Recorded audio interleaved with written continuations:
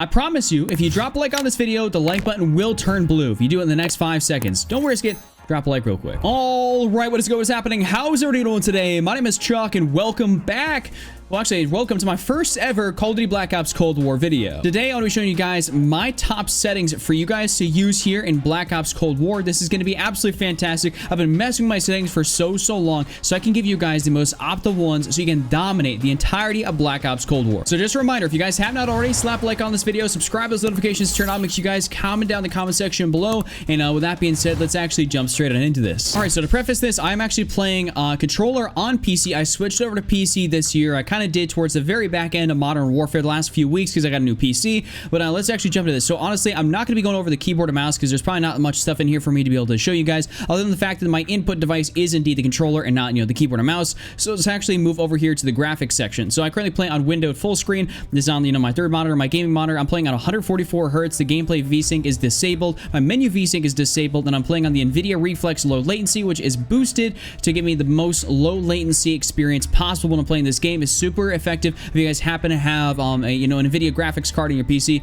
I'd highly recommend actually doing this, enabling it if you possibly can. Now I'm playing a 1920 by 1080. My aspect ratio is automatic, and I currently have a 120 field of view. On PlayStation 4, I was only about 110 field of view during the beta, but honestly, when I'm playing on PC and stuff, I do believe that 120 is actually really solid, and I do enjoy using it. I think you can get some frame drops if you're on PlayStation 4 and Xbox One and not, the new gen consoles, so I'd recommend not running it a super high FOV just for that thing. Also, my ADS field of view is on affected and not independent. For those guys that remember my Modern Warfare settings video that I recently uploaded, you'll actually know that independent actually makes it so when you actually have that massive field of view, your gun will really zoom into about that 80 field of view when you actually aim down sights. But with affected, it does not zoom in any which way. It just keeps you at the same 120 FOV, which I really like. And it also kind of reduces your recoil visually, so I think it almost helps out, at least in that regard, and I like it. Next up, I haven't really changed my brightness. It's just at a 50. My frame rate is at unlimited, and I do currently have, the custom frame rate I've set at 250.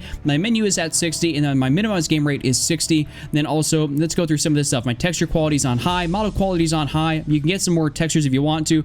Special effects is on medium. I have on the screen space low reflection on low. The object view distance on high. Here's my shadow and lighting on medium. This is on low. The dynamic shadows is on disabled, and special weapon effects shadows is on enabled. Weapon shadow is disabled. And so here's a big category I want to go over. So ray tracing, this is something that will drastically decrease your frame rate on Call of Duty Black Ops Cold War. So I would highly recommend disabling every single one of these settings, because I would have an NVIDIA GeForce, GTX 2080 Ti with, the 11 gigabyte version. I have a Ryzen 3950, 16 core processor. Like my computer is like $3,200, and it's an absolute tank, but I was only getting about 100 frames on PC, which is, pretty bad considering, Modern Warfare you could get a lot more. So as soon as I actually disabled all my ray tracing stuff, I immediately jumped up well over to 200 plus frames on this game. So it turned this off. If you have these enabled and you're on PC, instantly turn these things off. You don't want to deal with them.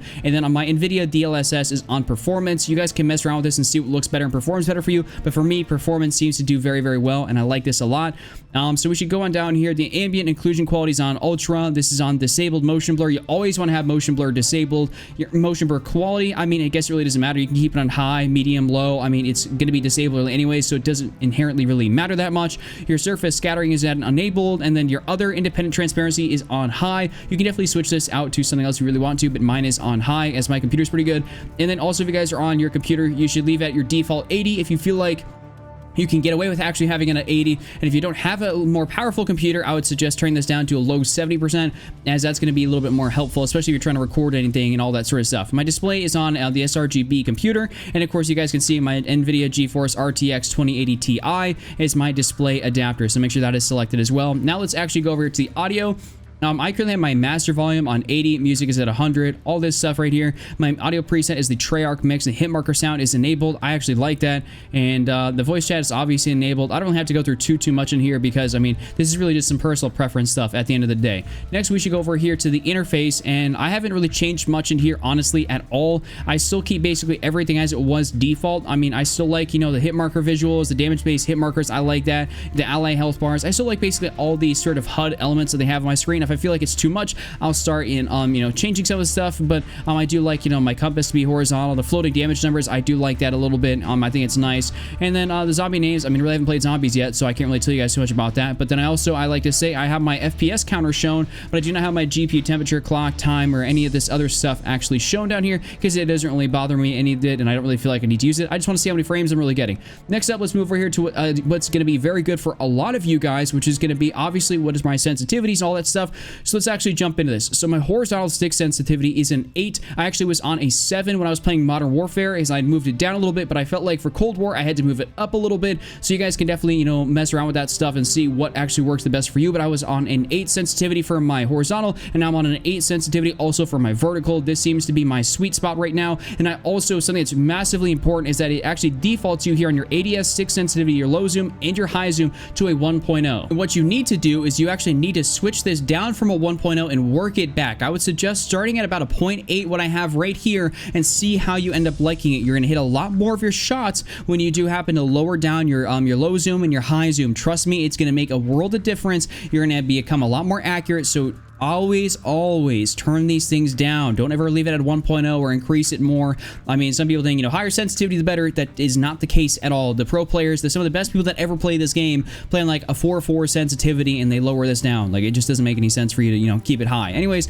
I plan the tactical layout, and I also plan tactical flip. So that means that I shoot with my top triggers on my PlayStation 4 controller, not my bottom ones. I like this because it gives me the ability to aim in faster and shoot faster. It's only a bit of a click, not a press in on a full trigger. So that is something a little bit to keep in mind. Those few milliseconds can make the difference between life and death, which definitely, you know, is a huge thing. My vertical look is disabled. Controller vibration is enabled, and of course my aim down sight assist is enabled.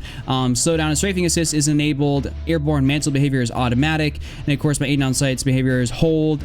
This is on hold. Armor behavior is on apply 1 because you can't apply armor in multiplayer as a streak, and then also of course in Warzone. Then my attack vehicle mode, control mode is on aim base. So I really don't get into vehicles in multiplayer. It doesn't really make anything. And anyways, here is my left stick, a minimum input threshold, my max, and then my right stick, minimum and max. So 20 and then a 99. I haven't messed with this too much. I may actually do that. That's something you guys should actually really do, is put on your auto sprint.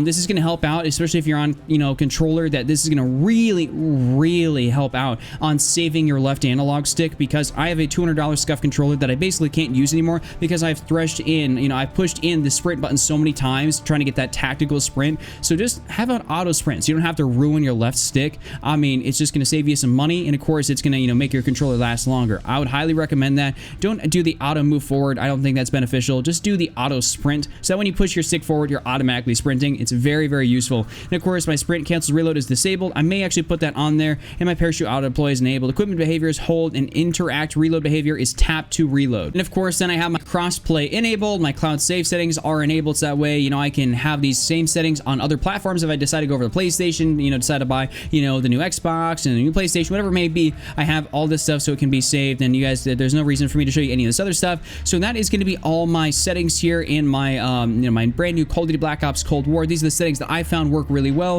And if you guys will notice, I'm level 14, but if I go over here to my barracks, my combat record, I currently have a 4.67 KD so far. And I've been actually playing this game a decent bit, and it says only 47 minutes, but trust me, I'm playing longer than that. You know, this is like 3-4 hours after release here. So I've definitely been playing, and I have a pretty high KD. I think these settings are absolutely gas, and you guys are going to like them. So that's all I got for you guys here within today's video. If you guys enjoyed it, slap a like on it, subscribe, those notifications turn on. Make sure you guys comment down in the comment section below. Go check out any of these other videos here up on screen. With that being said, I'll see you guys back here again later today with a brand new video. Just around, don't be Randy, and I'm out.